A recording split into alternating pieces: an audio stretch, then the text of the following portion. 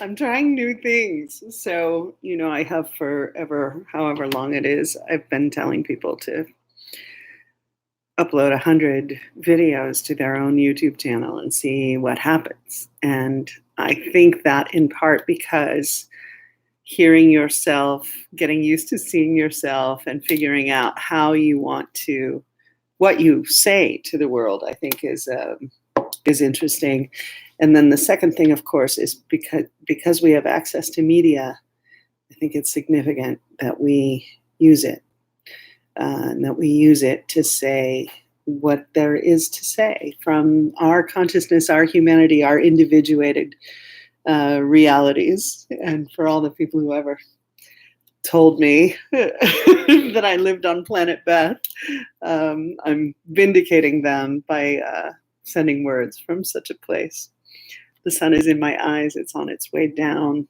On Facebook, I usually go live about the sunset, but trying something new for YouTube because I think it's a miracle. Did I tell you this? I think YouTube is a miracle because there are billions of people who are using it and connecting through it. And this vehicle for saying what's so and putting your words in the world, I think is significant. So I just am going to read kind of what I wrote on Facebook. I don't know what the camera's going to show you because I'm getting used to all these different kinds of things. But I have this long form on Facebook where I write and have done so mostly every day for a decade now. And, sometimes you read and sometimes you don't. And I think that in general, readers continue to read, but there are a few of us in more significant ways, right? So I want just to offer you this writing that I offered that audience this morning, in part because I am so moved by this incredible woman, Greta, who is using her voice in the world in such a brave and beautiful way. So I'll get better at showing you interesting visuals, but tonight, let me just give you what I want to read to you. Here in this busy now of morning, I am up, working at the red desk, looking out at the blue water, up at the blue sky, fluffy trails of what kind of clouds are these? Clouds in my coffee. There is always a soundtrack singing along in these silences. I hit the lyric and note it. It becomes a part of the cacophony of sound, fingers keying words, refrigerator humming, birds chirping, something else with another electric buzz doing something. What is that? I fall asleep watching the YouTube minutes of Greta on all the channels that populate the perpetuation of her story now spinning. Again, there is a little girl with long braids doing her thing to speak truth to power with the wrath and conviction of someone whose voice catches, then evens with urgency, with vehemence, with grace, with practiced truth and solid science. She is showing up. She is speaking out. She has how dared us.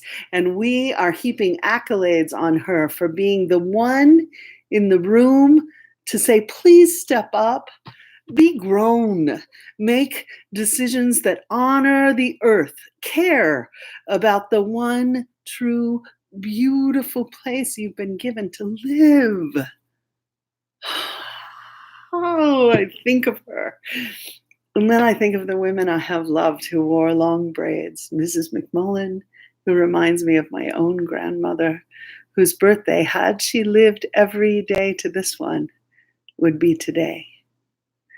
I suppose birthdays never die. Or do they?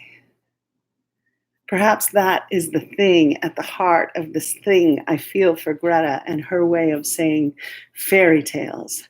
Mass extinction brings the end of birth for many, many, many, many, many kinds and forms of consciousness on the earth. Many sentient beings who bring their living magic to this place that we people and technology and electrify and pollute. What will the world be without the birth of these creatures? What will this place be if the things we love don't come to the earth anymore to be born? Oh, somewhere in the night, the YouTube keeps streaming, and I wake up to various states of political pandering to the nuances of definitions. Creepy shit happened. He did it. He is at the heart and center of the creepy shit. And they who don't want to disturb their status quo quibble about the nuances of did he or didn't he, and to what extent he did or didn't. I think of Greta's glare. I think of Greta's stare. I think of the world we live in and the rollback of all the measures we were putting in place to respond to science and to climate change and to urgency. And then I think of this rollback of everything I ever accused a man or a president or a politician to hold as decent and presidential. I think of Greta's glare. I think of Greta's stare. I think of Greta's how dare you. Oh, Nancy, a little late, is proceeding with the proceedings that should have been acted upon in the moments of the first knowing of what this 45 did to take America away from its ideals, its responsibilities, its promise, its cloak of pretend decency. He has led us in a great descent. The underworld is coming. I think of Greta's stare.